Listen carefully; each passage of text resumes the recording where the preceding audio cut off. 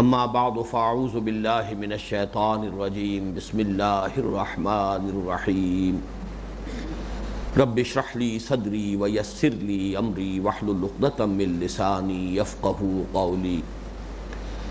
اللہم ربنا الہمنا رشدنا واعذنا من شرور انفسنا اللہم ارنا الحق حقا وارزقنا اتباعہ وارنا الباطل باطلا وارزقنا اجتنابہ ووفقنا لما تحب وترضى وتقبل منا فإنك خير المتقبلين آمین یا رب العالمین۔ ہمارے منتخب نصاب میں حصہ سوم جس کا کہ اب درس ہو رہا ہے، اس کا تیسرا درس سورہ تحریم پر مشتمل ہے، لیکن اگر آپ اس کا جو منطقی ربط ہے اسے سامنے رکھیں کہ منتخب نصاب کا حصہ اول جامع اسباق پر مشتمل ہے، سورۃ العصر، آیت البر، سورہ لقمان کا دوسرا رکوع، سورہ حامیم السجدہ کی آیات۔ دوسرے حصے میں مباحث ایمان، سورہ فاتحہ، سورہ آل عمران کے آخری رکوع کی 6 آیات، سورۃ النور، سورۃ التغابن اور پھر سورہ قیامہ۔ تیسرا حصہ ہے کہ جو عمل صالح کی تشریح پر مشتمل ہے۔ اس میں پہلا سبق ہمارا تھا جس میں کہ انفرادی سیرت و کردار کا معاملہ زیر بحث آیا،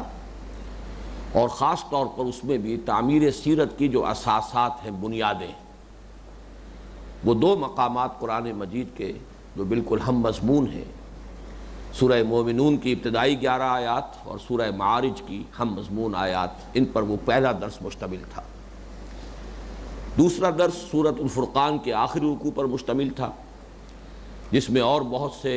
قیمتی اور اعلیٰ علمی مضامین کے علاوہ ایک بندہ مومن کی پوری طرح تعمیر شدہ شخصیت، میچور شخصیت، اس کے کیا نمایاں خد و خال ہیں، اس کی دل آویزی کے کیا کیا پہلو ہیں، یہ ہمارے اس منتخب نصاب کا جو سلسلہ ہے اس کے اعتبار سے یہ مضمون وہاں بیان ہوا۔ اب اس سے ہم آگے چل رہے ہیں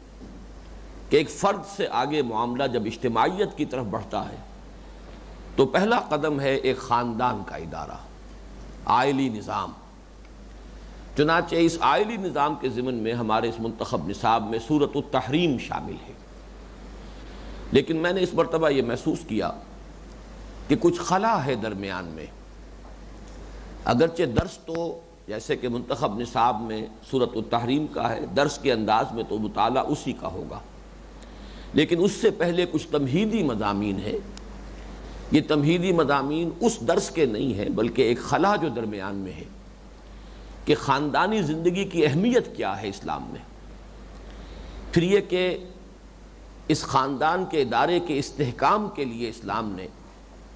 کیا کیا اقدامات کیے ہیں۔ اصل میں یہ اسلام کا معاشرتی فلسفہ ہے۔ اس کے لیے آج کچھ آیات کا ہم مطالعہ کریں گے، لیکن میں یہ چاہتا ہوں کہ پہلے چند اس کے عنوانات آپ ذہن میں اپنے ذہن نشین کر لیں۔ اس کے حوالے سے جو آیات آج سامنے آئیں گی آپ کے، وہ حقیقت میں ان کا درس نہیں ہے، اس لیے کہ ایک ایک لفظ پر گفتگو نہیں ہوگی، صرف ان کا حوالہ ہے۔ لیکن حوالہ میں یہ نہیں چاہتا کہ وہ کچھ اس طریقے سے روا روی میں ہو جائے کہ آپ کے سامنے وہ بات پورے طور پر واضح نہ ہو، بلکہ میں چاہتا ہوں کہ ان آیات کا کم سے کم لفظ بلفظ ترجمہ آپ کے سامنے آ جائے۔ اس طریقے سے وہ خلا پر ہو جائے گا کہ جس عائلی زندگی کے 2 رخ انتہائی ہیں۔ ایک یہ رخ ہوتا ہے کہ اگر شوہر اور بیوی کے مزاج میں موافقت نہ ہو تو سیپریشن کا معاملہ، طلاق کا معاملہ جو شریعت میں رکھا گیا، تو سورۃ الطلاق جو ہے سورہ تغابن اور سورہ تحریم کے مابین، وہ در حقیقت عائلی زندگی کے اس ایک انتہائی مسئلے سے بحث کرتی ہے۔ اور عائلی زندگی کا ایک دوسرا انتہائی پہلو یہ ہو سکتا ہے کہ شوہر اور بیوی کے درمیان اتنی محبت اور الفت پیدا ہو جائے اور ایک دوسرے کے جذبات کا اتنا پاس ہو جائے کہ اس سے بھی کچھ حدود اللہ جو ہے وہ متاثر ہونے لگے۔ یہ دوسری انتہا ہے۔ تو سورۃ التحریم میں اس دوسری انتہا پر تفصیل سے گفتگو ہوئی ہے۔ مزید یہ کہ خاندان کے ادارے میں جو سربراہ ہے خاندان کا، اس کا جو مثبت رول ہے، یعنی یہ نہ سمجھا جائے کہ صرف نان نفقے کی ذمہ داری ہے بلکہ یہ کہ کچھ دینی ذمہ داری بھی ہے خاندان کے سربراہ پر اپنے اہل و عیال کے ضمن میں، تو یہ مضامین ہے جو سورۃ التحریم میں زیر بحث آئیں گے۔ لیکن آج ہم، جیسا کہ میں نے عرض کیا ہے کہ اسلام کا جو معاشرتی نظام ہے، اس کا جو نقطہ آغاز ہے خاندان کا ادارہ، اس خاندان کے ادارے کے ضمن میں کیا اہمیت ہمارے سامنے آتی ہے، اور اس کے استحکام کے لیے کون کون سے اقدامات ہیں کہ جو اسلام نے جن کو تجویز کیا ہے، اور جن پر پھر پورا نظام جو ہمارا ہے عائلی اور معاشرتی اسی پر استوار ہوا ہے، وہ کیا ہے۔ اس میں سب سے پہلے ہم یہ دیکھیں گے کہ نکاح کی اہمیت کیا ہے دین میں، اس کی تاکید کتنی ہے، اور یہ کہ اس کے اندر کتنا عموم رکھا گیا ہے، اس میں کتنی سہولت رکھی گئی ہے، تاکہ جو بھی اللہ تعالیٰ نے انسان کے اندر ایک فطری داعیہ رکھا ہوا ہے، انسان کا ایک تقاضا، طبعی تقاضا ہے، اس تقاضے کو پورا کرنے کے لیے جو صحیح راستہ ہے وہ کھلا رہے، وہ تنگ نہ ہو، اس میں قدغنے نہ ہو، تاکہ جو بھی انسان کا وہ طبعی تقاضا ہے وہ صحیح راستے سے بھرپور طور پر اس کی تسکین کا پورا سامان فراہم کر دیا جائے۔ پھر اسی طریقے سے خاندان کے ادارے کی مضبوطی کے لیے اس کے سربراہ کا اختیار، یعنی مردوں کی قوامیت، یہ بھی در حقیقت اس خاندان کے ادارے کے استحکام کا ایک بہت اہم اس کے ضمن میں ایک قدم ہے، اور قرآن کے فلسفہ عائلی جو ہے اس کے اعتبار سے بہت اہم نقطہ ہے۔ پھر تیسری بات یہ کہ اگر شکل وہ پیدا ہو جائے جو میں عرض کر چکا ہوں، کسی بنا پر کوئی عدم موافقت ہو مزاج کی، تو خام خواہ زبردستی اس بندھن کو باندھے رکھنا کوئی پسندیدہ کام نہیں، یعنی طلاق، سیپریشن، اگرچہ ابغض الحلال تو ہے لیکن حرام نہیں ہے، بلکہ میں آپ کو آج وہ آیات سناؤں گا کہ جن میں اس کی طرف گویا کہ ایک رہنمائی موجود ہے کہ خام خواہ کو اگر خاندانی نظام میں جو اصل مقاصد ہیں وہ پورے نہ ہو رہے ہوں اور اس میں رکھنے پڑ رہے ہوں، تو زبردستی کو کسی خارجی دباؤ کی وجہ سے اس بندھن کو قائم رکھنا یہ پسندیدہ بات نہیں ہے۔ ہاں، اگر اس تمام مقاصد کو برقرار رکھتے ہوئے اس کو برقرار رکھا جا سکے، ان کے اندر کہیں کو رکھنا نہ ہو، اور انسان ایثار کر سکے، اپنی طبیعت پر جبر کر سکے، ضبط نفس کر سکے، تو پسندیدہ بات ہے۔ لیکن اگر معاملہ اس حد تک پہنچ جائے کہ اس سے جو اصل مقاصد ہیں وہ مجروح ہو رہے ہوں، تو پھر اس بندھن کو کھول دینا زیادہ مناسب ہے بجائے اس کے کہ اس کو زبردستی برقرار رکھا جائے۔ اور چوتھا پہلو یہ ہے کہ در حقیقت خاندان ہی کے ادارے کے استحکام کے لیے زنا کی مذمت، اور صرف مذمت نہیں بلکہ اس کا سد باب، دور دور تک رکاوٹیں کھڑی کر دی گئی ہیں اسلام کے معاشرتی نظام میں، تاکہ ادھر کے راستے بند ہو جائیں۔ اس کا بھی اصل مقصد کیا ہے کہ انسان میں جو ایک طبعی تقاضا ہے، جو اس کی ارج ہے، سیکشول ارج، وہ پوری کی پوری یوں سمجھیے کہ اس کے اپنے گھر کی طرف اس کا رخ ہو، بجائے اس کے کہ اس میں انتشار پیدا ہو۔ یہ انتشار اگر ہوگا تو اس سے در حقیقت وہ ادارہ کمزور پڑتا ہے۔ اگر کسی شخص کی توجہ کسی اور طرف ہو گئی ہے تو ظاہر بات ہے کہ اس کا گھر کا جو بندھن ہے اس میں کچھ نہ کچھ ضعف پیدا ہوگا۔ لہذا ایسے اقدامات تجویز کیے گئے ہیں۔ یہ سارا کا سارا معاشرتی نظام ہمارا ستر اور حجاب اور سیگریگیشن آف سیکسز، یہ در حقیقت اس لیے ہے کہ پوری توجہ جو ہے وہ مرکوز رہے، جو بھی ایک نکاح کا ادارہ ہے جس کو کہ حصن کہتا ہے قرآن مجید، حصن کہتے ہیں قلعے کو۔ جو نکاح میں ایک عورت ہے وہ محصنہ ہے، گویا کہ اسے قلعے کے اندر حفاظت فراہم کی گئی ہے، جیسے علامہ اقبال نے کہا ہے کہ الحذر ناموس پیغمبر، الحذر آئین پیغمبر سے 100 بار الحذر، حافظ ناموس زن مرد آزما مرد آفری۔ تو عورت کے لیے حفاظت کا نظام دیا ہے اسلام نے۔ خاندان کی چار دیواری در حقیقت یوں سمجھیے کہ قلعے کی فصیل کے مانند ہے کہ جو ایک پروٹیکشن عطا کرتی ہے عورت کو، اور اسلام یہ چاہتا ہے کہ پھر مرد کی پوری توجہ جو ہے وہ اسی پر مرکوز رہے۔ تو یہ چار پہلو ہیں جو در حقیقت خاندان کے ادارے کی اہمیت اور اس کے استحکام کے، وہ میں چاہتا ہوں کہ آج اس کو تمہید سمجھ لیجئے۔ یہ در حقیقت درس نہیں ہوگا ان آیات کا، بلکہ تمہیداً سورہ تحریم میں جو عائلی نظام زیر بحث آئے گا اس کے بارے میں یہ چار پہلو جو ہیں وہ ہمارے سامنے پہلے سے واضح ہو جائیں تو انشاءاللہ تعالی پھر سورۃ التحریم کی جو ہدایت ہے، اس کی حکمت ہے، وہ اور زیادہ اجاگر ہو کر ہمارے سامنے آئے گی۔ اب آئیے، سب سے پہلا معاملہ ہے نکاح کی عمومیت، وسعت، سہولت اور تاکید و ترغیب، یہ ایک عنوان ہے۔ اس کے ضمن میں سب سے پہلے نوٹ کیجئے کہ ہمارا جو درس پہلا تھا اس تیسرے حصے کا، اس میں منفی اسلوب میں ایک بات آ چکی ہے، اور وہ یہ ہے کہ قضائے شہوت جو ہے اگر جائز راستے سے ہے تو یہ کوئی قابل مذمت شے نہیں ہے۔ چنانچہ فرمایا گیا کہ والذین هم لفروجہم حافظون الا علی ازواجہم او ما ملکت ایمانہم فانہم غیر ملومین فمن ابتغى وراء ذلك فاولئک هم العادون۔ اور یہ میں نوٹ کرا چکا ہوں کہ یہ بھی ان چند جوڑوں میں سے ہے، وہ آیات کے جو 2 مرتبہ آئی ہیں اور جو کی توں آئی ہیں قرآن مجید میں، اور ان کا انہی الفاظ میں جو کا توں ریپیٹ ہونا در حقیقت دلالت کرتا ہے ان کی اہمیت پر، کہ ایک طرف جو سیکشول ڈسپلن ہے، سیکس ڈسپلن، والذین ہم لفروجہم حافظون، ضبط شہوت، اپنی جو ایک سیکشول ارج ہے انسان کے اندر، اس کو قابو میں رکھنا، اس منہ زور گھوڑے کو لگام دے کر رکھنا، ایک طرف یہ ہے کہ جو مطلوب ہے، لیکن دوسری طرف وہ جو رہبانیت کا تصور ہے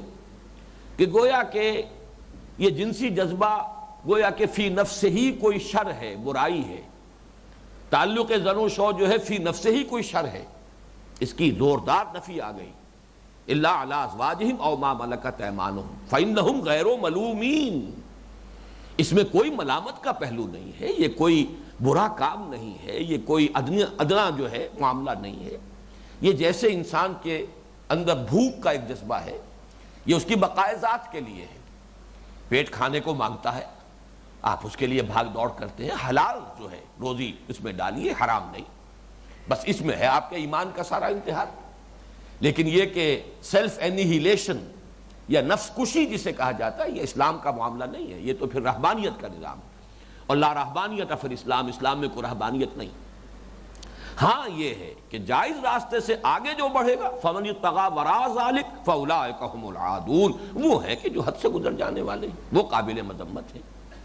اس میں یہ میں عرض کر چکا ہوں کہ جہاں تک تو ازواج کا معاملہ ہے،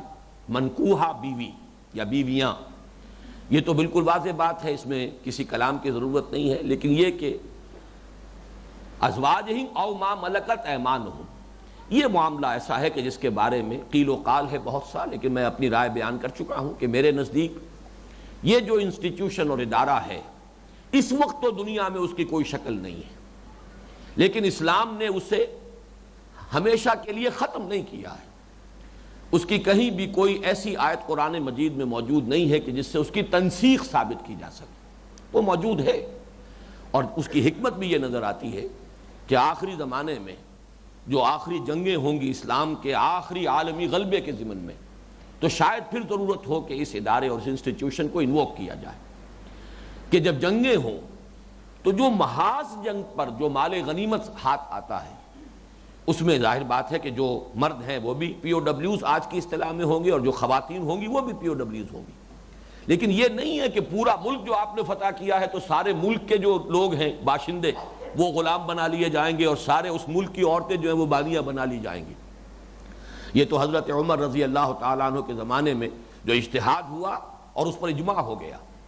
کہ صرف جنگ کے موقع پر، محاذ جنگ پر جو مال منقولہ ہے وہ ہے کہ جو مال غنیمت ہے، اس وقت جو لوگ پکڑے جائیں گے وہ بھی گویا کہ قیدی ہیں، اور اس وقت جو عورتیں پکڑی جائیں گی وہ بھی قیدی ہیں۔ لیکن ان قیدیوں کا معاملہ آج کی اصطلاح میں تو یہ ہے کہ انہیں کنسنٹریشن کیمپس میں رکھیے، اور اس کے بعد جو مرحلہ آ جائے ان کے کہیں تبادلے کا تو وہ تبادلہ ہو جائے۔ اسلام نے اس کو بجائے کنسنٹریشن کیمپس میں رکھنے کے اسے معاشرے کے اندر جذب کرنے کی ایک صورت پیدا کی ہے کہ انہیں لوگوں میں تقسیم کر دیا جائے۔ یہ انسٹیٹیوشن ہے جسے ہم کہتے ہیں کہ غلاموں کا اور باندیوں کا معاملہ ہے، اور قرآن مجید میں کوئی آیت ایسی نہیں ہے کہ جس سے اس کی فائنل تنسیخ ثابت ہوئی، یہ برقرار ہے، لیکن سوائے اس کے کوئی اور شکل نہیں ہے کسی کو لونڈی بنا لینے کا، یا کسی کو غلام زبردستی پکڑ کر اس کو غلام بنا لینے کی کوئی شکل اسلام میں نہیں۔ تاہم جیسا کہ میں نے عرض کیا تھا کہ ایک عالم دین ہے بنگلہ دیش کے، ان کے کچھ خطوط میرے پاس آئے ہیں، انہوں نے کوئی رائے ظاہر کی ہے کہ نہیں کوئی شکل آج بھی ہو سکتی ہے، لیکن میں نے ان سے سوال کیا ہوا ہے اور ابھی تک ان کا جواب نہیں آیا ہے، اسی لیے میں نے ریکارڈ کرا دیا تھا کہ آج کی تاریخ تک میں اسی رائے پر قائل ہوں کہ اس وقت کوئی شکل دنیا میں ما ملکت ایمانکم کی نہیں موجود۔ البتہ یہ کہ یہ ادارہ یہ ایسا نہیں ہوا ہے کہ منسوخ کر دیا گیا، بلکہ یہ موجود ہے، اور یہ غالباً جہاں تک میں سمجھ پایا ہوں یہ وہی آخری زمانے کی جو جنگیں ہیں ان میں، اور یہ جنگیں جس طریقے سے ہوں گی، جس طرح سے غلبہ اسلام کا ہوتا چلا جائے گا، اس میں ایکسچینج کا معاملہ کم سے کم ہوتا چلا جائے گا۔ ایکسچینج تو وہاں ہوتی ہے جہاں پر کہ دو برابر کی قوتیں ہوں اور لڑائی جو ہے وہ جھولا جھول رہی ہو۔ اگر وہ غلبہ جو ہے بڑھتا چلا جائے گا تو اس دوران میں جو بھی لوگ ہوں گے، جو پی او ڈبلیوز ہوں گے، جو قیدی ہوں گے، ان کے ایکسچینج کا کوئی میرے خیال میں شکل پیدا نہیں ہو سکے گی۔ اس اعتبار سے اس انسٹیٹیوشن کو اصولی اعتبار سے فقہ کے اندر اور اسلامی شریعت کے اندر برقرار رکھا گیا۔ اس سے آگے اب آئیے کہ یہاں تو ایک منفی اسلوب میں گویا کہ راہبانہ تصور کی نفی کرتے ہوئے نکاح کی مثبت اہمیت بیان ہو گئی کہ والذین هم لفروجہم حافظون الا علی ازواجہم او ما ملکت ایمانہم فانہم غیر ملومین، کوئی ملامت والی بات نہیں۔ اب آئیے، نکاح کے لیے شریعت اسلامی نے اتنا کھلا میدان رکھا ہے کہ صرف چند امور معین کر دیے گئے ہیں کہ کن خواتین سے نکاح نہیں ہو سکتا، اور اس کے بعد الفاظ آئیں گے ما وراء ذالکم، اس کے سوا جتنی عورتیں دنیا میں ہیں ان سے آپ نکاح کر سکتے ہیں۔ یہ اس کی وسعت ہے تاکہ کہیں کوئی تنگی نہ رہے، کہیں اس معاملے کے اندر وہ دروازہ جو ہے راستہ تنگ نہ ہو جائے، اس کو کشادہ رکھا گیا۔ ما وراء ذالکم، یہ کچھ ہے، یہ پابندیاں ہیں، بس ان سے نکاح نہیں ہو سکتا۔ اور ان کو بھی ابھی نوٹ کر لیجئے کہ کچھ محرمات ابدیہ ہیں، کچھ ایسے رشتے ہیں کہ کسی بھی صورت میں نکاح نہیں ہو سکتا اس رشتہ دار خاتون کے ساتھ، لیکن کچھ محرمات وہ ہیں جو ابدی نہیں ہیں، وہ اپنی ایک خاص حالت میں وہ محرم ہے، وہ عورت محرمہ ہے، اس سے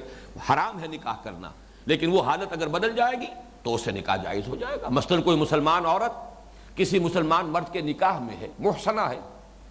اس حالت میں اس سے نکاح نہیں ہو سکتا، لیکن اگر اس کا شوہر فوت ہو جاتا ہے یا اس کا شوہر طلاق دے دیتا ہے تو جو بھی عدت ہے اس کے پورے ہونے کے بعد اب اس سے نکاح ہو سکتا ہے۔ لیکن بعض رشتے ایسے ہیں کہ جن وہ محرمات ابدیہ ہمارے ہاں کہلاتے ہیں، اور انہی کے حوالے سے آج ایک بات نوٹ کر لیجئے گا، اگرچہ یہ بعد میں انشاءاللہ اس پر تفصیل سے گفتگو ہوگی، کہ اصل میں جو محرم کا تصور ہے ہمارے ہاں وہ وہی ہے جن کے ساتھ نکاح حرام مطلق ہے اور ابدی ہے حرمت نکاح کی، وہی در حقیقت محرم ہے، صرف اس کے سوا محرم کا دائرہ اور نہیں ہے۔ یہ محرم اور محرم یہ اگرچہ الفاظ بالکل مختلف ہے، لیکن یہ کہ ان کو نوٹ کر لیجئے کہ ان میں گہرا رشتہ ہے کہ محرمات ابدیہ کا جو معاملہ ہے اسی کے حوالے سے محرم کون ہے اس کا فیصلہ ہوگا۔ اب آپ ایک ایک کر کے، پہلے تو میں چاہتا ہوں کہ ایک حدیث آپ سن لیجئے۔ نکاح کی ترغیب جو ہے اس معنی میں، اگرچہ ایک آیت آخر میں کوٹ کروں گا اس سلسلے میں، لیکن اس معنی میں کہ بہت زور دے کر اور شد و مد کے ساتھ نکاح کی تلقین قرآن مجید میں آئی ہو، موجود نہیں ہے یہ معاملہ۔ اس کی وجہ کیا ہے؟ جن چیزوں کے لیے انسان کی طبیعت میں زوردار تقاضا موجود ہے، قرآن مجید نے اسے ایمفیسائز نہیں کیا۔ مثلا یہ تو کہا والدین سے محبت کرو، یہ نہیں کہا کہ اولاد سے محبت کرو۔ اس کہ اولاد سے محبت تو ہے ہی ہے انسان کی طبیعت کے اندر، اس کی سرشت میں موجود ہے، وہاں تو بلکہ یہ کہنے کی ضرورت ہے کہ دیکھو ضرورت سے زیادہ محبت نہ کرنا، اس محبت کے کو لگام دے کر رکھنا۔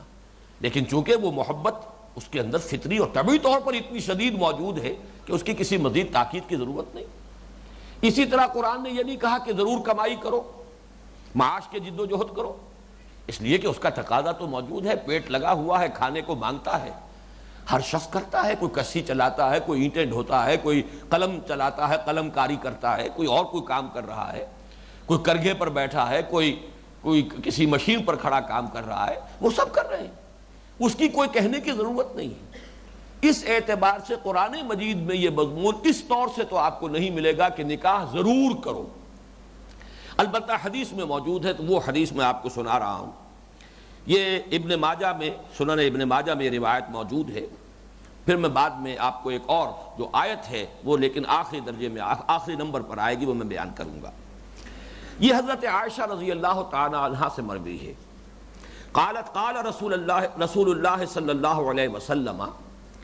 حضرت عائشہ نے فرمایا کہ ارشاد فرمایا اللہ کے رسول نے صلی اللہ علیہ وسلم، النکاح من سنتی،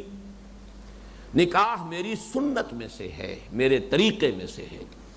یہ بھی میری سنت کا ایک جز ہے۔ فمن لم یعمل بسنتی فلیس منی، جس نے میری سنت پر عمل نہیں کیا اس کا مجھ سے کوئی تعلق نہیں۔ اگرچہ ہمارے ہاں نکاح کے خطبے میں اس پہلے ٹکڑے کے ساتھ ایک اور حدیث کا ٹکڑا جوڑ دیا جاتا ہے اور اس طرح سے پڑھا جاتا ہے گویا کہ وہ ایک حدیث ہے، لیکن آپ نے نوٹ کیا ہوگا میں ہمیشہ جب بھی کبھی موقع ہوتا ہے تو فصل کرتا ہوں اس میں کہ ایک حدیث یہ ہے النکاح من سنتی، اور اس کے بعد پھر وقال صلی اللہ علیہ وسلم من رغب عن سنتی فلیس منی،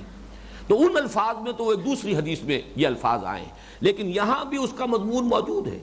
النکاح من سنتی، نکاح میری سنت میں سے ہے۔ فمن لم یعمل بسنتی فلیس منی، جس نے میری سنت پر عمل نہیں کیا وہ مجھ میں سے نہیں ہے، اس کا مجھ سے کوئی تعلق نہیں۔ اب اس سے زیادہ زوردار تاکید کیا ہوگی، اس سے آگے بڑھیے، فتزوجوا فانی مکاثر بکم الامم، تو نکاح کرو، اور اس میں مقصود کیا ہے، تاکہ تمہاری نسل بڑھے، افزائش نسل ہو، اس لیے کہ میں قیامت کے دن تمہاری تعداد پر فخر کروں گا کہ میری امت کی تعداد جو ہے وہ اتنی ہے، انی مکاثر بکم الامم ومن کان ذا طول فلینکح، جس کو مقدرت حاصل ہے، وسعت حاصل ہے، مال موجود ہے، مہر ادا کر سکتا ہے، نان نفقے کی ذمہ داری لے سکتا ہے، تو اسے لازم ہے فلینکح، یہ تو گویا کہ پھر صیغہ امر ہے، اور امر عام طور پر وجوب کے لیے ہوتا ہے، اگرچہ استحباب کے لیے بھی ہوتا ہے، لیکن یہ کہ یہاں پر پہلے بھی آ چکا النکاح من سنتی، فمن لم یعمل بسنتی فلیس منی، فتزوجوا پھر امر ہے، فانی مکاثر بکم الامم، میں فخر کروں گا تمہاری تعداد پر امتوں کے مقابلے میں، ومن کان ذا طول فلینکح، جو مقدرت رکھتا ہو اسے چاہیے کہ نکاح کرے، ومن لم یجد، اور جو نکاح کی قدرت نہ رکھتا ہو، وسعت نہ رکھتا ہو، کوئی ایسی جگہ ہی نہیں ہے جہاں بیوی کو لا کر رکھ سکے، کوئی جھونپڑی نہیں ہے، کوئی سر چھپانے کو جگہ نہیں ہے، کوئی معاش کا ایسا سلسلہ نہیں ہے، یا یہ کہ مہر ادا کرنے کے لیے کچھ پاس موجود نہیں ہے، تو فرمایا فعلیہ بالصیام، تو اسے چاہیے کہ روزے رکھے، فإن الصوم له وجاء، تاکہ اس سے جو شہوت کا زور ہے وہ ٹوٹ جائے، اس لیے کہ اندیشہ ہے کہ شہوت اگر زور لگائے اور جائز راستہ موجود نہیں ہے قضاء شہوت کا، تو انسان کسی غلط راستے پر نہ پڑ جائے، تو اس کے زور کو توڑنے کے لیے پھر روزے رکھو۔ اس حدیث سے بات واضح ہو گئی، اور وہ جو الفاظ آئے ہیں وہ بھی میں صرف حوالہ دے رہا ہوں، اور وہ ہے بخاری کی روایت، صحیح بخاری کی روایت، ثلاث رہط، تین اشخاص نے جن پر کچھ عبادت گزاری کا بہت غلبہ ہو گیا، انہوں نے حضور کے ازواج مطہرات سے جا کر پوچھا کہ آپ مہینے میں کتنے روزے رکھتے ہیں نفلی، آپ رات کو کتنی دیر نماز پڑھتے ہیں، کتنی دیر سوتے ہیں، اور جو حقیقت بتائی گئی اسے انہوں نے سمجھا یہ تو کم ہے، ان کے اندازے سے بہت کم نکلا وہ۔ انہوں نے اپنے آپ کو مطمئن کرنے کے لیے کہا کہ حضور تو معصوم ہیں، آپ سے نہ کوئی خطا ہوئی نہ ہوگی، اور بالفرض کوئی خطا کسی درجے میں جسے خطا قرار دیا جا سکے، آپ کے مقام اور مرتبے کے اعتبار سے اگر ہو بھی تو اللہ تعالیٰ پیشگی معاف کر چکا، لہذا آپ کے لیے تو اتنی عبادت کافی ہے، ہمارے لیے کافی نہیں۔ تو ان میں سے ایک نے کہا کہ میں تو ساری رات نماز پڑھا کروں گا، بالکل اپنی کمر جو ہے بستر سے نہیں لگاؤں گا۔ دوسرے نے یہ کہا کہ میں ہمیشہ روزہ رکھا کروں گا، کبھی ناغہ نہیں کروں گا۔ تیسرے نے کہا میں یہ نکاح وکاح نہیں کروں گا، اس جھگڑے میں، اس کھکیڑ میں نہیں پڑوں گا۔ حضور کو اطلاع ہو گئی، حضور نے انہیں تینوں کو طلب فرمایا اور شدید ناراضگی کا اظہار فرمایا، اور ایسے الفاظ کہیں جو بہت ہی غیر معمولی ہیں، خدا کی قسم میں تم سب سے بڑھ کر متقی ہوں اور تم سب سے بڑھ کر اللہ کی خشیت میرے دل میں ہے، لیکن میری روش یہ ہے، میری سنت یہ ہے، میں نے شادیاں بھی کی ہیں، میں رات کو سوتا بھی ہوں، آرام بھی کرتا ہوں، اور میں نماز بھی پڑھتا ہوں جتنی دیر چاہتا ہوں، میں روزے رکھتا بھی ہوں، نفلی نہیں بھی رکھتا، فمن رغب عن سنتی فلیس منی، تو کان کھول کر سن لو، جسے میری سنت پسند نہیں ہے اس کا مجھ سے کوئی تعلق نہیں۔ تو اس میں بھی چونکہ نکاح کا معاملہ موجود ہے کہ ایک صاحب نے اپنے اسی رہبانی جو جذبات اور ان کے اندر ایک ابھر رہا تھا جوش، اس کا یہی مظہر قرار دیا تھا کہ میں نکاح نہیں کروں گا، شادی بیاہ کے کھکھیڑ کو مول نہیں لوں گا، تو یہ بھی یہ ذہن میں رکھ لیجئے۔ باقی یہ حدیث مبارک جو ہے حضرت عائشہ سے رضی اللہ تعالی عنہا، وہ تو بہت ہی واضح ہے، النکاح من سنتی فمن لم يعمل بسنتی فلیس منی فتزوجوا فانی مکاثر بکم الامم ومن کان ذا طول فلینکح ومن لم یجد فعلیہ بالصیام فإن الصوم له وجاء، او کما قال صلی اللہ علیہ وسلم۔ اب آئیے محرمات کون کون سی ہیں، کن سے نکاح نہیں ہو سکتا؟ پہلی آیت وَلَا تَنْكِحُوا الْمُشْرِكَاتِ حَتَّى يُؤْمِنْ، مشرک عورتیں جو ہیں گویا کہ وہ خارج کر دی گئیں، مت نکاح کرو مشرک عورتوں سے یہاں تک کہ وہ ایمان لے آئیں۔ وَلَأَمَةٌ مُؤْمِنَةٌ خَيْرٌ مِّن مُشْرِكَةٍ وَلَوْ أَعْجَبَتْكُمْ، اور ایک کنیز بھی اگر ہو مومنہ، وہ بہتر ہے ایک مشرکہ عورت آزاد عورت سے، خواہ وہ تمہیں پسند بھی آئے۔ وَلَا تُنْكِحُوا الْمُشْرِكِينَ حَتَّى يُؤْمِنُوا، اور نہ ہی اپنی عورتوں کے نکاح کرو مشرک مردوں سے جب تک کہ وہ ایمان نہ لے آئیں۔ وہاں بھی تھا حَتَّى يُؤْمِنَّ، وہ مشرکات اگر ایمان لے آئے تو، اسی لیے میں عرض کر رہا تھا کہ ایک وہ محرمات ہیں کہ جو ابدی نہیں ہے، ایک خاص حالت میں ہے، حالت شرک میں ہے تو حرام ہے، لیکن اگر وہ ایمان لے آئیں تو گویا کہ ان کے لیے ان سے نکاح حلال ہو جائے گا۔ وَلَعَبْدٌ مُؤْمِنٌ خَيْرٌ مِّن مُشْرِكٍ وَلَوْ أَعْجَبَكُمْ، اور ایک مرد جو غلامی کی حالت میں ہو لیکن مومن ہو، وہ کہیں بہتر ہے مشرک آزاد مرد سے، چاہے وہ تمہیں پسند بھی آ رہا ہو، دولت کے اعتبار سے، وجاہت کے اعتبار سے، حیثیت کے اعتبار سے۔ اولئک یدعون الی النار واللہ یدعو الی الجنہ، یہ وہ سب ہیں کہ جو آگ کی طرف بلاتے ہیں، مشرک مرد اور مشرک عورتیں۔ اللہ بلا رہا ہے تمہیں جنت کی طرف، والمغفرۃ بإذنہ، اور اپنی مغفرت کی جانب، وَيُبَيِّنُ آیَاتِهِ لِلنَّاسِ لَعَلَّهُمْ يَتَذَكَّرُونَ، اور اللہ تعالیٰ اپنی آیات واضح کرتا ہے لوگوں کے لیے تاکہ وہ نصیحت اخذ کریں۔ تو پہلا تو ہو گیا محرمات میں سے مشرک مرد مشرک عورتیں، مشرک عورتوں سے نکاح نہیں ہو سکتا جب تک کہ وہ ایمان نہ لے آئیں۔ اب آئیے یہ دو آیات ہیں جو سورہ بقرہ کی ہیں، یہ آیت تو تھی سورہ بقرہ کی 221، اب ہے سورہ نساء کی آیات۔ اس میں وَلَا تَنْكِحُوا مَا نَكَحَ آبَاؤُكُم مِّنَ النِّسَاءِ إِلَّا مَا قَدْ سَلَفَ، دیکھو نکاح نہ کرنا ان عورتوں سے جن سے تمہارے آبا نے نکاح کیا ہو، سوائے اس کے جو ہو چکا، اگر کوئی بات ہو چکی ہے تو وہ معاف ہے، لیکن یہ کہ اگر اس کے بعد بھی کوئی ہے ایسی خاتون کسی کے نکاح میں تو اس کو طلاق دینی ہوگی، فارغ کرنا ہوگا، لیکن جو پہلے ہو چکا وہ ہو چکا۔ انہ کان فاحشۃ و مقتا، یہ بڑی بے حیائی کی بات تھی اور اللہ کی بڑی ہی ناراضگی کی بات ہے، وساء سبیلا، اور بہت برا راستہ ہے۔ یہ عربوں میں رواج تھا کہ ایک شخص ہے، اس کے والد کی فرض کیجئے 8-10 بیویاں تھیں، اب وہ ایک، ظاہر بات ہے وہ خود جو ہے وہ تو کسی ایک ہی کے بطن سے ہے، باقیوں کو وہ سمجھتا تھا کہ یہ تو میرے لیے جائز ہے، حلال ہے، زبردستی بھی اپنے گھر میں ڈالے رکھتے تھے، نکاح بھی کر لیتے تھے، تو اس کو قرآن مجید نے آ کر ہمیشہ کے لیے حرام کر دیا، یہاں تک کہ باندیاں بھی۔ اگر یہ ثابت ہو جائے کہ والد نے یا دادا نے، آبا کا لفظ آیا ہے، کبھی ان سے کوئی تعلق جو ہے جنسی استوار کیا ہے تو وہ باندی جو ہے اب وہ حرام مطلق ہو جائے گی ایک شخص کے لیے۔ اس ضمن میں ایک ہماری تاریخ کا ایک بڑا عجیب سا واقعہ بھی بیان ہوتا ہے، لیکن میں اس کا یہاں ذکر نہیں کرنا چاہتا۔ اس کے بعد اب آ رہی ہیں محرمات ابدیہ۔ حرمت علیکم امہاتکم، حرام کر دی گئیں تم پر تمہاری مائیں، اور ماؤں میں اب آ جائیں گی اوپر نانی دادی، یہ سب جو بھی ہیں یہ محرمات ابدیہ۔ وبناتکم، اور تمہاری بیٹیاں، اور بیٹیوں میں پھر اس سے آگے نواسیاں اور پوتیاں، یہ بھی انہی کے حکم میں۔ وَأَخَوَاتُكُمْ، اور تمہاری بہنیں حقیقی ہو یا سوتیلی ہو۔ وَعَمَّاتُكُمْ، اور تمہاری پھوپھیاں۔ وَخَالَاتُكُمْ، اور تمہاری خالائیں۔ وَبَنَاتُ الْأَخِ، اور بھائی کی بیٹیاں یعنی بھتیجیاں۔ وَبَنَاتُ الْأُخْتِ، اور بہن کی بیٹیاں یعنی بھانجیاں۔ وَأُمَّهَاتُكُمُ اللَّاتِي أَرْضَعْنَكُمْ، اور تمہاری وہ مائیں جنہوں نے تمہیں دودھ پلایا تھا، رضاعی مائیں۔ وَأَخَوَاتُكُم مِّنَ الرَّضَاعَةِ، اور اسی رضاعی رشتے سے جو تمہاری بہنیں بن گئیں۔ وَأُمَّهَاتُ نِسَائِكُمْ، اور تمہاری بیویوں کی مائیں جنہیں ہم ساس کہتے ہیں، وَرَبَائِكُمُ اللَّاتِي فِي حُجُورِكُمْ، اور تمہاری وہ ربیبہ بیٹیاں جو تمہاری گودوں میں پروان چڑھی ہیں، یعنی یہ کہ آپ نے کسی سے نکاح کیا ہے اور اس کا پہلے کوئی اور نکاح تھا کہیں، کسی اور کوئی بیوہ ہے یا مطلقہ ہے، اور پہلے شوہر سے اس کی کوئی بیٹی ہے اور وہ آ کے آپ کے ہاں اب جو ہے وہ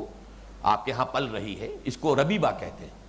وَرَبَائِبُكُمُ اللَّاتِي فِي حُجُورِكُم مِّن نِّسَائِكُمُ اللَّاتِي دَخَلْتُم بِهِنَّ، لیکن یہ ربائب جو ہیں ان سے ہوں، تمہاری بیویوں سے جن سے تمہارا تعلق زن و شو ہو سکتا ہے کسی عورت سے نکاح تو ہوا لیکن یہ کہ اس سے آگے معاملہ نہیں بڑھا ہے، تو پھر اس کے سابق شوہر کی جو بیٹی ہے اگر بغیر کسی ازدواجی تعلق قائم ہوئے اگر طلاق کی نوبت آ گئی ہے تو پھر یہ کہ وہ ربیبہ بھی حلال ہوگی، وہ حرام نہیں ہے۔ فَإِن لَّمْ تَكُونُوا دَخَلْتُم بِهِنَّ فَلَا جُنَاحَ عَلَيْكُمْ، یہ میں بیان کر چکا ہوں۔ وَحَلَائِلُ أَبْنَائِكُمُ الَّذِينَ مِنْ أَصْلَابِكُمْ، اور تمہارے بیٹوں کی وہ بیویاں، ان بیٹوں کی بیویاں جو تمہارے صلبی بیٹے ہیں، منہ بولے بیٹے نہیں، جیسے کہ حضرت زید ابن حارثہ کا معاملہ ہو گیا تھا، وہ معاملہ جو سورہ احزاب میں تفصیل سے آیا ہے۔ وَأَن تَجْمَعُوا بَيْنَ الْأُخْتَيْنِ، اور یہ بھی حرام کیا گیا تم پر کہ تم دو بہنوں کو ایک نکاح میں جمع کرو، بیک وقت دو بہنوں سے نکاح کیا جائے، یہ بھی جائز نہیں۔ اس کو حضور نے آگے بڑھایا ہے کہ دو عورتیں جو آپس میں خالہ بھانجیاں ہوں وہ بھی ایک وقت نکاح میں نہیں ہو سکتی، یا جو پھوپھی اور بھتیجیوں کا رشتہ آپس میں ہے، پھوپھی بھتیجی کا، وہ بھی ایک نکاح میں جمع نہیں ہو سکتی۔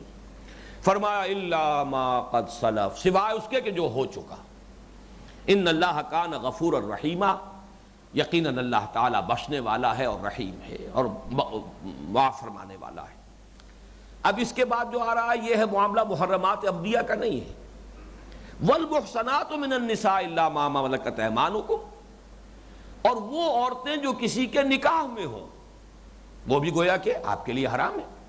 اس لیے کہ وہ کسی اور کے نکاح میں ہے، چاہے ان رشتوں میں نہیں ہے لیکن کسی کے نکاح میں ہونے کی وجہ سے حرمت واقع ہو گئی، ان سے نکاح نہیں ہو سکتا۔ الا ما ملکت ایمانکم، سوائے ان کے کہ جن کے تمہارے داہنے ہاتھ مالک ہو گئے، کوئی عورتیں ہیں کافر ہیں مشرک ہیں، یا یہ کہ وہ باندیوں کی شکل میں اب آ گئی ہیں، تو اگرچہ وہ کہیں مشرکوں اور کافروں کے نکاح میں ہیں لیکن یہ کہ باندی ہو جانے کی وجہ سے اب یہاں وہ حرمت ختم ہو گئی ہے، ان کے ساتھ تمہارا تعلق جو ہے زن و شو کا وہ قائم ہو سکتا ہے۔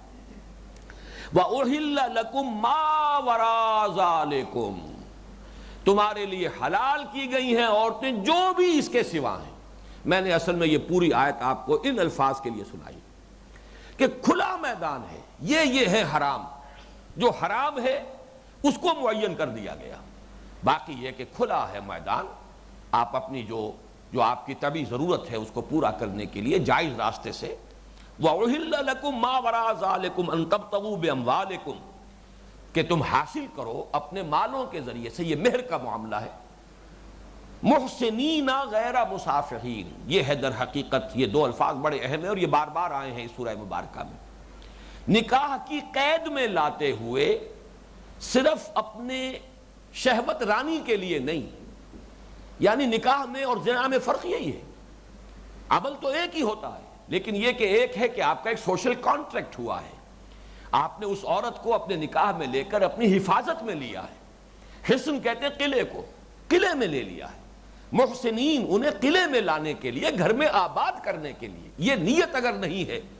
تو صرف اپنی شہوت رانی جو ہے یہ تو پھر یہ کہ کھلا معاملہ پڑا ہوا ہے، یہ اگر معاملہ ہے تو وہ حرام ہو جائے گا، وہ زنا کی فہرست میں جائے گا۔ محسنین غیر مسافحین، فَمَسْتَمْتَعْتُمْ بِهِ مِنْهُنَّ فَآتُوهُنَّ أُجُورَهُنَّ فَرِيضَةً، تو جو بھی تم ان سے استمتاع کرتے ہو، فائدہ اٹھاتے ہو، تو انہیں ان کے مہر ادا کرو اور اس کو فرض سمجھ کر ادا کرو۔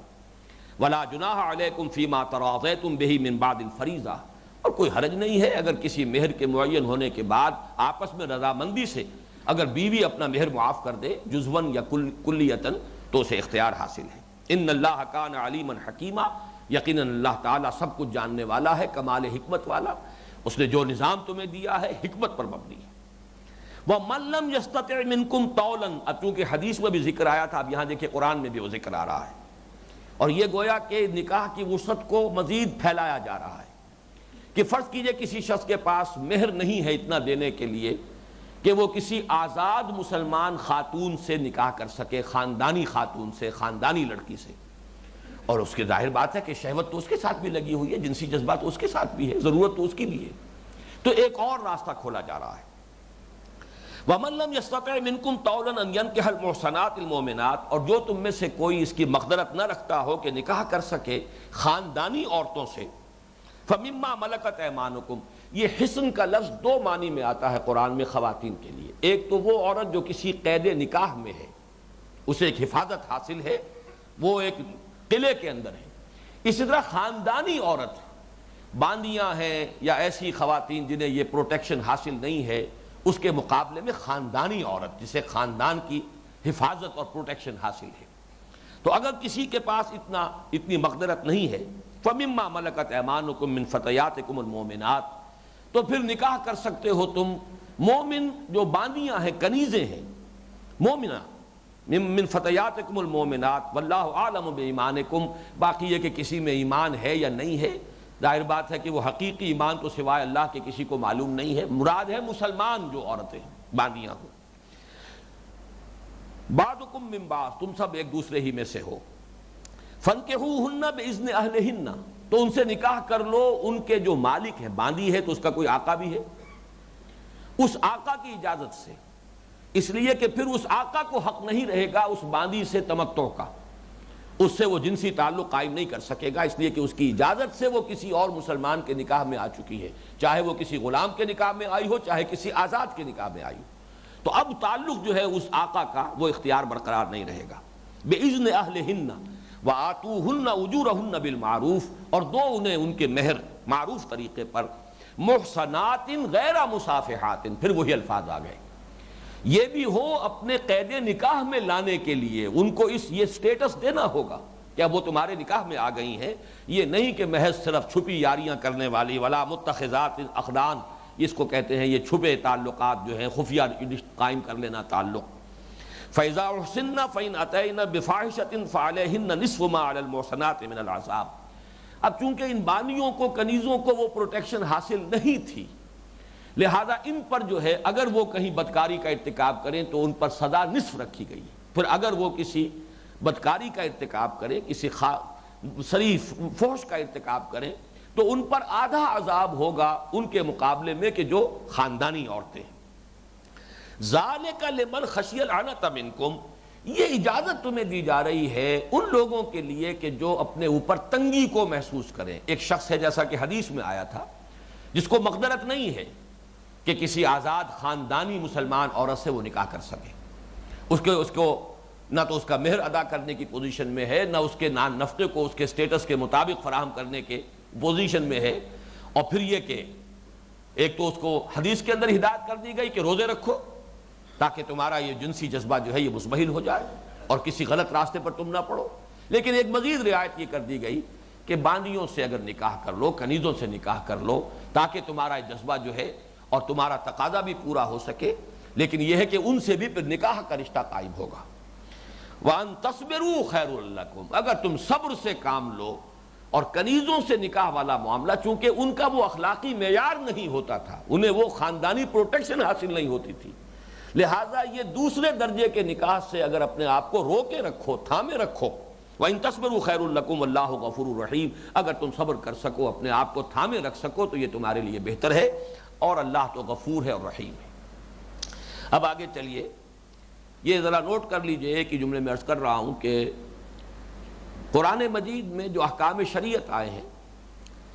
سورہ بقرہ اس کا یوں سمجھیے کہ بلو پرنٹ ہے، ابتدائی خاکہ ہے، پھر یہ آئلی قوانین تفصیلاً سورہ نساء میں آئے ہیں،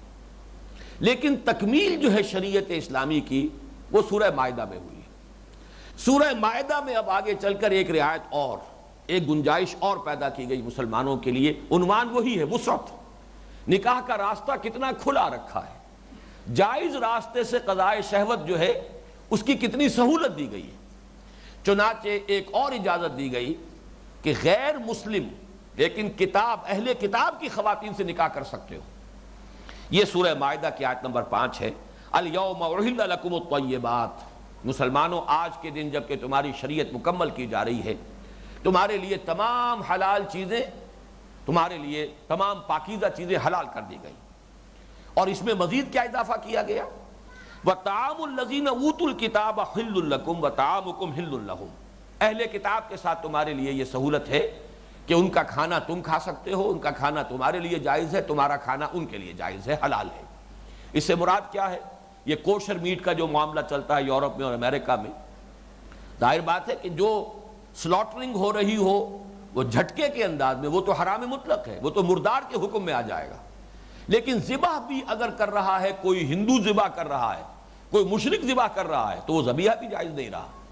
البتہ یہ کہ اہل کتاب میں سے اگر یہودی اور عیسائی اگر ذبح کریں گے تو وہ گوشت جو ہے ہمارے لیے حلال ہو جائے گا۔ اس کے بعد فرمایا، جس کے لیے کہ اس وقت یہ آیت کوٹ کر رہا ہوں، والمحصنات من المؤمنات، اور خاندانی عورتیں مومنہ، والمحصنات من الذین اوتوا الکتاب من قبلکم، اور تمہارے لیے حلال کر دی گئی ہیں خاندانی خواتین اہل کتاب کی بھی، جن کو کہ تم سے پہلے کتاب دی گئی۔ اس کے بارے میں البتہ ذرا سا نوٹ کر لیجئے کہ اگرچہ خیال تو یہ ہوتا ہے، میرا اپنا گمان بھی ہے کہ اپنشد جو ہیں وہ صحیفے ہیں، صحف ابراہیم ہیں، ان کی بگڑی ہوئی شکل ہے، لیکن اہل کتاب جو ہے اصطلاح فقہی اعتبار سے وہ صرف یہود اور عیسائیوں پر اس کا انطباق ہوگا، کسی اور پر نہیں، اس لیے کہ یہ تعین ہو چکا ہے اس کا نبی اکرم صلی اللہ علیہ وسلم کے وقت میں کہ اہل کتاب کون ہے؟ نصارہ اور یہود۔ البتہ اس میں جو آج کل کے حالات میں ذرا احتیاط کی ضرورت ہے کہ یہ جو رعایت ہے، یہ رعایت تو موجود رہے گی، کسی کو اختیار نہیں ہے کہ قرآن مجید نے جو رعایت دی ہے اس کو ختم کر دے، جبکہ حضور صلی اللہ علیہ وسلم نے اس روایت کو برقرار رکھا ہے۔ کہیں کوئی تحدید حضور کی طرف سے اگر آ جائے تو بات اور ہے، جیسے کہ میں نے ابھی عرض کیا، دو بہنوں کا ذکر کیا قرآن نے، وہ ایک وقت نکاح میں نہیں ہو سکتی، حضور نے خالہ بھانجی اور پھوپھی بھتیجی کو بھی بہنوں کے زمرے میں رکھ کر ان کی بھی حرمت کا فیصلہ کر دیا، تو یقیناً وہ تو ہوگا معاملہ، لیکن جہاں پر ان میں سے کوئی چیز نہیں، نہ تو قرآن کے کسی حکم کو قرآن کی کسی دوسری آیت نے منسوخ کیا ہو، نہ ہی اس کی کوئی تحدید جو ہے وہ سنت کے ذریعے سے ہوئی ہو، تو وہ حکم ہمیشہ برقرار رہے گا۔ تو جواز تو آج بھی موجود ہے پورا کا پورا، لیکن احتیاط کا تقاضا یہ ہے کہ ایک دور وہ تھا جہاں مسلمان غالب تھے اور یہودی اور عیسائی مغلوب ہو چکے تھے۔ یوں سمجھیے کہ اس وقت تہذیب جو ہے غالب تہذیب مسلمانوں کی تھی، غلبہ دنیا میں مسلمانوں کا تھا۔ آج صورتحال یہ ہے کہ وہ غالب ہیں، ہم مغلوب ہیں۔ اس اعتبار سے احتیاط کا تقاضا یہ ہے کہ اس اجازت سے فائدہ نہ اٹھایا جائے، اجازت برقرار رہے گی، لیکن جیسے کہ حضرت عمر فاروق نے رضی اللہ تعالی عنہ ایک خاص وقت میں